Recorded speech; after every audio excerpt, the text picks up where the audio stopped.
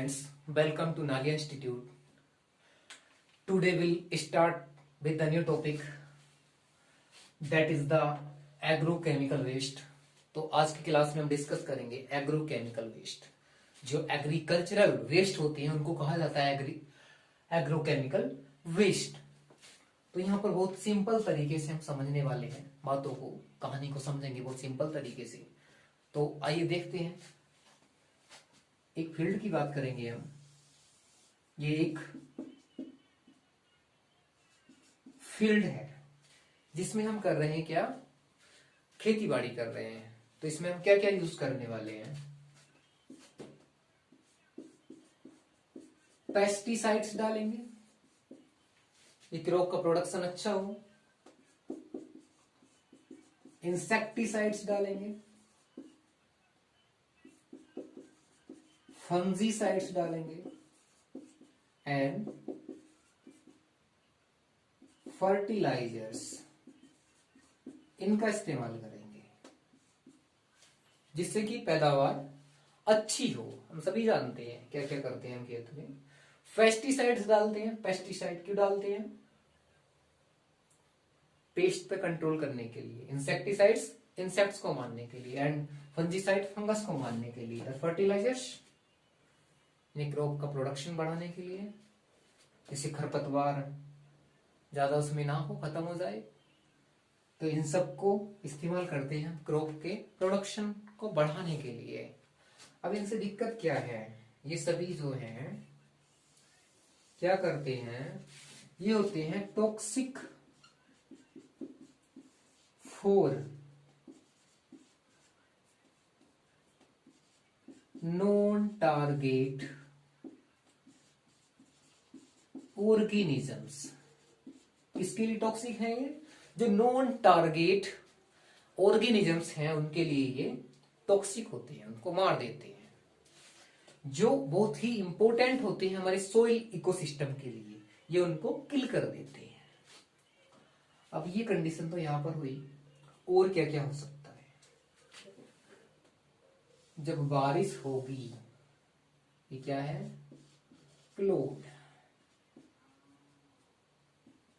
तो पानी कहाँ आएगा? बारिश होगी, खेत में भी पानी आएगा। और जो खेत है उसमें क्या है, ये सब पड़े हुए हैं। मान लो यहाँ पर पास में एक पोंड है, तो जब पानी ज्यादा होगा इसमें तो ये कहाँ जाएगा? इस पोंड के अंदर जाएगा। तो ये पेस्टिसाइड्स, इंसेक्टिसाइड्स, फंजीसाइड्स, फर्टिलाइजर्स कहाँ चले जाएंगे? मिक्स होके अब वेस्ट प्रोडक्ट्स के रूप में पोन्ड्स के अंदर चले जाएंगे। यहां पर क्या करेंगे, यहां पर ये प्लांट्स प्रोडक्शन यानी कि प्लांट्स की ग्रोथ को इंक्रीज कर देंगे, तो इनकी डेथ भी ज्यादा होगी। तो बॉटम में क्या बन जाए, इकट्ठा हो जाएगा ऑर्गेनिक मैटर। और क्या होगा, यहां पर वाटर का लेवल कम हो जाएगा, O2 कम हो जाएगी,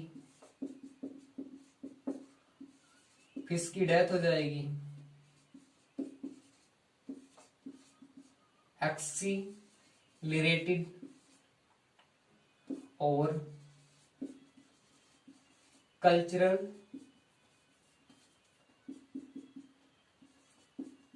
यूट्रोफिकेशन होगा। और क्या होगा, बायोमैग्निफिकेशन।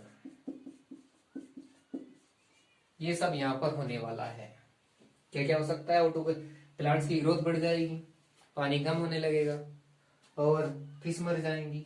बाकी क्या होगा, एक्सीलरेटेड और कल्चरल यूट्रोफिकेशन होगा, यानी कि तालाब समाप्त होने वाला, समाप्त हो जाएगा। बायोमैग्निफिकेशन भी होगा, जैसे हमने डीडीटी की बात की थी। जो इंसेक्टिसाइड्स होते हैं इनको खत्म करने के लिए हम डीडीटी इस्तेमाल करते हैं, डाइक्लोरो, डाइफिनाइल, ट्राइक्लोरो एथिलीन। अब इससे क्या दिक्कत होती है, इसका होता है बायोमैग्निफिकेशन। ऑलरेडी डिस्कस कर चुके हैं हम क्या होता है बायोमैग्निफिकेशन, पहले ही पढ़ लिया है हमने कि कहां से बात की थी, पानी के अंदर डीडीटी की कुछ अमाउंट थी, कहाँ गई, जो प्लैंकटन में, जो प्लैंकटन के बाद कहाँ गई, जो स्मॉल फिश होती है उनके अंदर, फिर उसके बाद लार्ज फिश, उसके बाद बर्ड्स के, मतलब एक के बाद एक ट्रॉपिक स्तर पर ये बढ़ती जा रही है और अमाउंट भी बढ़ती जा रही है। इसी को क्या बोलते हैं, बायोमैग्निफिकेशन बोलते हैं। तो ये भी होगा यहाँ पर। तो इतनी बड़ी समस्या है एग्रोकेमिकल वेस्ट के साथ। अब आगे इसकी केस स्टडी दी हुई है चैप्टर में, इसका screenshot low.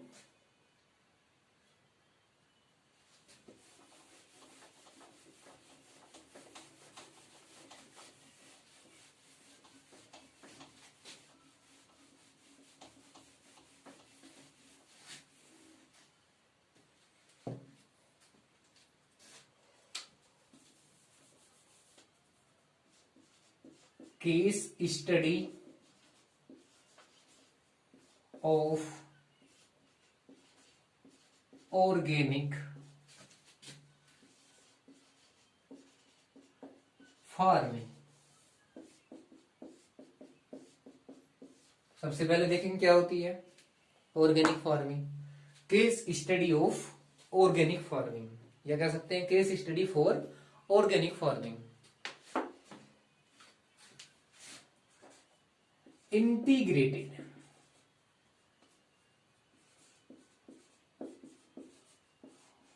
Organic farming is a cyclical zero waste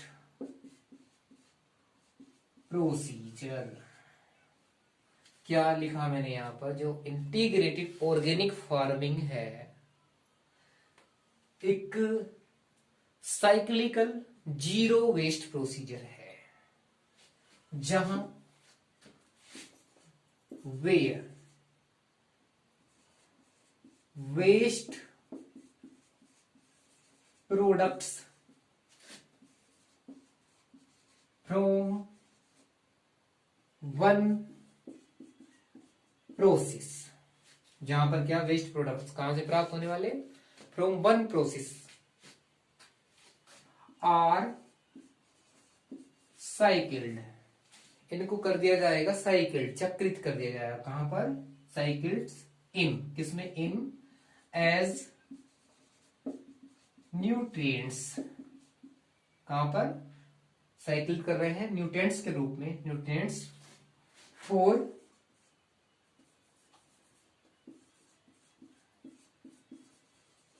other processes, other process में इनको साइकिल कर दिया गया, यानी कि चक्रित कर दिया गया। यही लिखा हुआ है यहां पर। जो इंटीग्रेटेड ऑर्गेनिक फार्मिंग है साइक्लिकल जीरो वेस्ट प्रोसीजर है, जहां वेस्ट प्रोडक्ट्स को, एक प्रोसेस से प्राप्त वेस्ट प्रोडक्ट्स को अन्य प्रोसेसेस में एज ए न्यूट्रिएंट्स साइकिल किया जाता है, चक्रित किया जाता है। ऐसा करते हैं हम किसमें, ऑर्गेनिक फार्मिंग में। इसके बाद यहां पर इंपॉर्टेंट है कि नाम, वो नाम किसका है उसको लिख लेते हैं, किसका नाम है और क्या होगा इससे, इंटीग्रेटेड ऑर्गेनिक फार्मिंग से तो रिसोर्सेज यूज बढ़ जाएगा एंड जो क्रॉप प्रोडक्शन है, प्रोडक्शन एफिशिएंसी भी बढ़ जाएगी। तो यहां पर नाम इंपॉर्टेंट है किसका, रमेश चंद्र डागर, ये कहां के हैं, सोनीपत हरियाणा के। इन्होंने स्थापना की, क्या बात की हमने, रमेश चंद्र डागर सोनीपत वाले, इन्होंने स्थापना की, क्या बनाया इन्होंने, खेतीबाड़ी की है इन्होंने, खेतीबाड़ी नहीं बोलेंगे, ऑर्गेनिक फार्मिंग की है, मतलब क्या किया इन्होंने, ऑर्गेनिक फार्मिंग इन्होंने बनाया। हरियाणा किसान वेलफेयर क्लब, जहां पर मजदूर कितने हैं, वर्कर्स नंबर कितना है, 5000। ये भी एनसीईआरटी में दिया है, याद रखना है, कितना है, 5000 है। अब ये क्या कर रहे हैं, ये कर रहे हैं ऑर्गेनिक फार्मिंग। हमारा ब्लू कलर, ब्लू नहीं रे, ग्रीन कलर, क्या कर रहे हैं ये? Organic farming. इन्होंने किस तरह से की है ऑर्गेनिक फार्मिंग?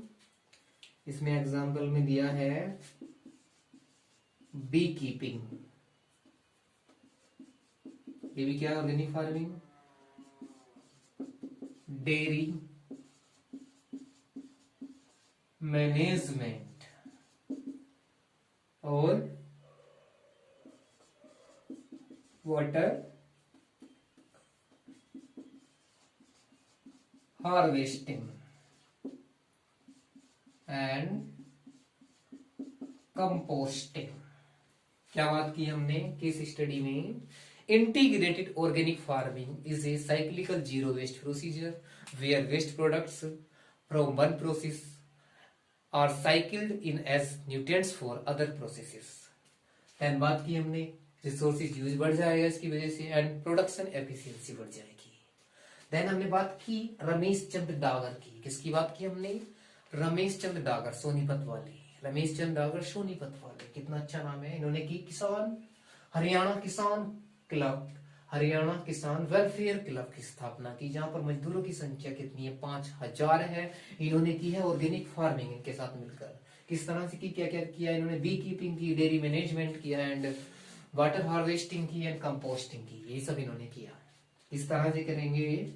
जो डेयरी मैनेजमेंट है इसकी बात कर लेते हैं हम।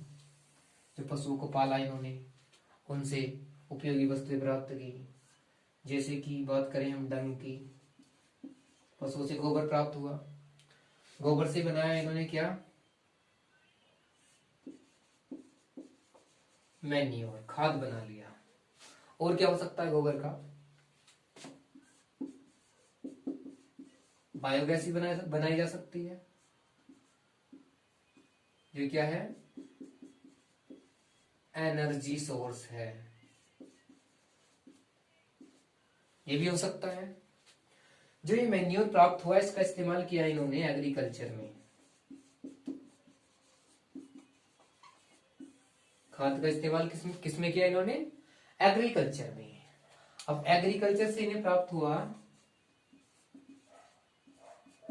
एग्रीकल्चरल वेस्ट, जिसमें क्या आएगा? Parts of the plants, plants के पार्ट्स आ जाएंगे। इसका क्या करा इन्होंने फिर? इसके बाद कंपोस्टिंग की। जो एग्रीकल्चर वेस्ट है उनकी इन्होंने क्या की? कंपोस्टिंग की। कंपोस्टिंग से क्या मिला फिर से? मैन्योर, और उसको फिर से खेतीबाड़ी में यूज किया। तो इस तरह से इन्होंने की ऑर्गेनिक फार्मिंग। कितना अच्छा काम कर रही है। जो मटेरियल मिल रहा है उसको ये घुमाओ जा रहे हैं, तो कितनी अच्छी बात है। क्या किया इन्होंने? सबसे पहले डेयरी मैनेजमेंट में, डेयरी मैनेजमेंट डंग, इससे मैन्योर बनाया, मैन्योर का एग्रीकल्चर में यूज किया, एग्रीकल्चर वेस्ट मिला, उसकी कंपोस्टिंग कर दी, उससे फिर से मैन्योर बना लिया। यानी कि इन्होंने क्या किया यहां पर? सस्टेनेबल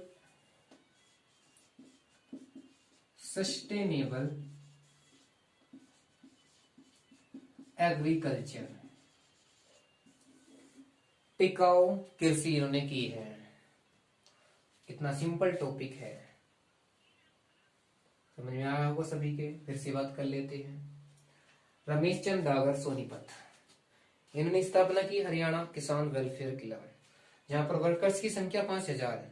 इन्होंने किया ऑर्गेनिक फार्मिंग की।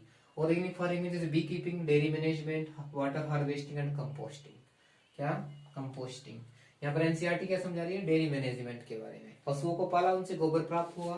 गोबर से एक तो बायोगैस बना सकते हैं, जो एनर्जी का सोर्स होता है, एनर्जी प्राप्त होती है। और मैन्योर बना सकते हैं, यानी खाद प्राप्त होगा। खाद का इस्तेमाल करेंगे हम कृषि में, खेती बाड़ी में। और जब खेती बाड़ी में इस्तेमाल करेंगे तो खेती बाड़ी से भी कुछ वेस्ट मटेरियल मिलेगा, जैसे कि एग्रीकल्चर वेस्ट जो मिलेगा, यानी कि पार्ट्स ऑफ द प्लांट्स के पार्ट्स होंगे, उनका फिर से कंपोस्टिंग करेंगे, उससे फिर से खाद बनाएंगे और उस खाद का फिर से खेती में इस्तेमाल करेंगे। तो ये है ऑर्गेनिक फार्मिंग। ये इसी के अनुसार हमने डेफिनेशन की बात की थी अभी। क्या बात की थी? Integrated organic farming is a cyclical zero waste procedure where waste products from one process is an nutrients for other processes. फिर से बात करते हैं, क्या बात की मैंने, integrated organic farming is a cyclical zero waste procedure. क्या है, एक साइक्लिकल जीरो वेस्ट प्रोसीजर है जहां पर क्या होता है, waste products, where waste products from one processes, मतलब किसी एक प्रोसेस से प्राप्त वेस्ट प्रोडक्ट्स आर साइकिल्ड, मतलब चक्रित कर दिए गए, किसके रूप में, इन न्यूट्रिएंट्स के रूप में, फ्रॉम अदर प्रोसेसेस। तो ये बात हमने की थी यहाँ पर। उसके बाद हमने रमेश चंद डागर की बात की, रमेश चंद डागर सोनीपत वाले, इन्होंने क्या किया, हरियाणा किसान वेलफेयर क्लब की स्थापना की, जिसमें 5,000 मजदूर काम करते हैं। और इन्होंने की ऑर्गेनिक फार्मिंग, जैसे bee keeping, dairy management, water harvesting, composting, ये सब किया। जैसे डेयरी मैनेजमेंट में क्या किया इन्होंने, पशु से प्राप्त गोबर से मैन्योर बनाया, खाद बनाया। बायोगैस भी बना सकते हैं, एनर्जी सोर्स है। मैन्योर का इस्तेमाल किया एग्रीकल्चर में।